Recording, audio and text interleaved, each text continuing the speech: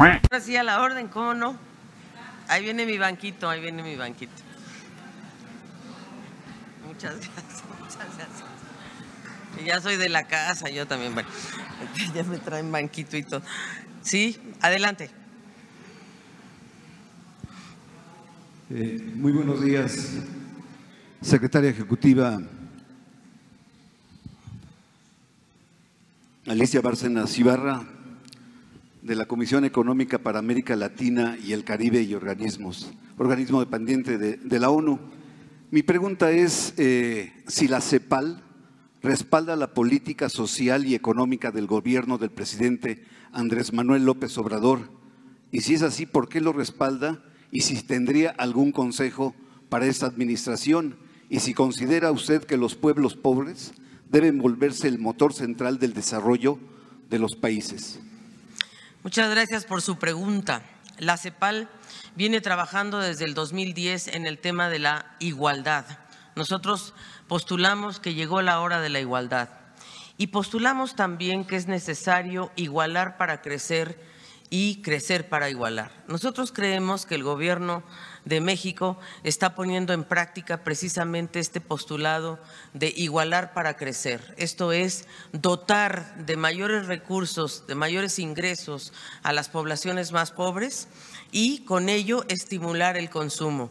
El consumo es una de las variables más importantes del crecimiento y por lo tanto el ponerse un consumo mucho más dinámico, sobre todo de las familias pobres, esto lo hizo en cierta medida alguna parte de la región que combinó incremento del salario mínimo, que es otra de las políticas que se han llevado a cabo por fin en México, después de casi 3 décadas donde el salario mínimo se mantuvo estancado y es el salario mínimo todavía hoy el más bajo de toda América Latina y el Caribe, a pesar de los aumentos que se le hicieron en el presente gobierno.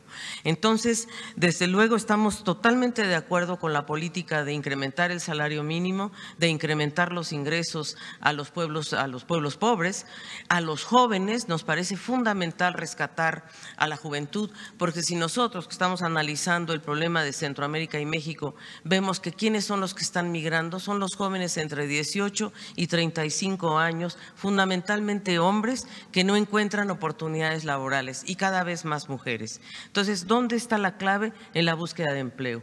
En el ámbito económico, y creo que obviamente nosotros sacamos nuestras proyecciones recientemente y vimos que el país va a crecer un 1% aproximadamente este año. La verdad es que evaluamos muy positivamente el estímulo fiscal que se anunció por parte de las autoridades hacendarias, por Arturo Herrera, casi 25,000 millones de dólares, que eso es muy importante para poder redireccionar y aumentar la inversión pública en México, que es otro factor muy importante porque la variable de ajuste en las crisis anteriores siempre ha sido la inversión.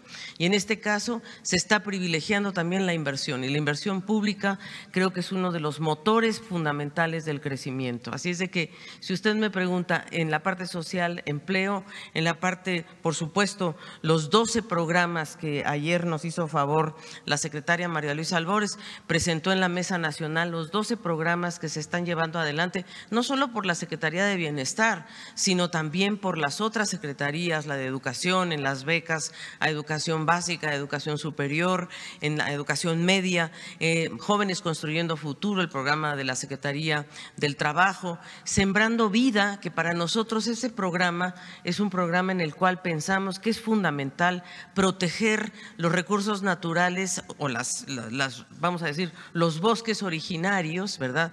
Que ojalá y no haya una deforestación de bosques originarios, sino que en todo caso se potencie la conservación de las selvas que todavía están en pie en México, que son muchas, y que se le dé prioridad. La colega de Chiapas habló de las cabezas de cuenca. Yo creo que es muy importante definitivamente proteger a las cuencas en su parte más alta, la cuenca de Usumacinta. Esa es la zona que quizás debemos cautelar, porque aguas abajo va a ser muy, muy importante. Así es de que por todo algunas cosas que CEPAL ha estado analizando y que desde luego apoyamos. Perdón por mi insistencia, la pregunta fue si CEPAL respalda la política social del presidente Andrés Manuel. López Obrador. Y disculpe, no me presenté, soy Carlos Pozos de la revista Petróleo y Energía. Y finalmente, secretaria, si tendrá usted una radiografía de la situación socioeconómica de los 8 estados del sur-sureste del país. Gracias. Sí, señor, cómo no. Ayer tuvimos la ocasión, junto con el secretario de Relaciones Exteriores, de estar presentes en la reunión en el CONAGO, en la Comisión Nacional de Gobernadores, en donde hicimos precisamente una radiografía de los 8 estados del sureste, donde están en materia de desempleo, de crecimiento, de tributación, de programas sociales, porque justamente lo que se pretende es crear un espacio económico común entre los 8 estados del sureste de México, sur-sureste de México, con los 3 países del norte de Centroamérica, Guatemala, Honduras y El Salvador. Entonces, ayer sí, y con todo gusto lo podemos compartir con usted, tenemos una radiografía demográfica, económica y social de estos 8 estados. Además, cada uno de los gobernadores nos indicó cuáles son los proyectos prioritarios para cada uno de ellos que pueden sumarse con gran potencia, digamos, a esta creación de un espacio común económico, comercial y de integración, porque esa es la idea, de ver si podemos generar un espacio de desarrollo sostenible entre estos 8 estados y los 3 países, facilitando el comercio, potenciando inversiones y sobre todo los programas sociales. Por esto, este programa de Sembrando Vida, por ejemplo, es un programa que ya se está llevando a cabo en El Salvador y en Honduras, posiblemente pronto en Guatemala. Entonces, la idea es que sea un corredor, o sea, en esta región existía un corredor mesoamericano, bueno, potenciar ese corredor. Pero ahí, por ejemplo, hay una idea muy interesante que se está viendo con el secretario de Agricultura para ver cómo se apoya a los cafeticultores. Los cafeticultores de México y de Centroamérica están perdiendo mucho porque el precio del café, bueno, aquí está la colega, ¿no?, está cayendo, cae 30% al año mientras la producción crece. Y no estamos solucionando el problema de los productores, de los pequeños productores del café, a los que no les llega ni siquiera el 10% de la cadena de valor. Entonces, este programa lo que pretende es hablar con la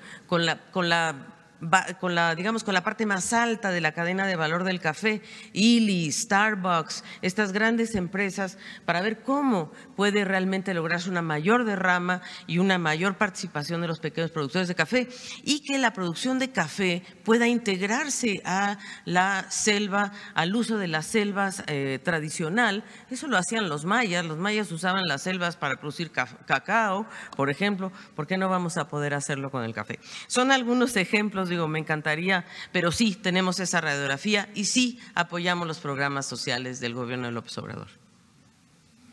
Muchas gracias.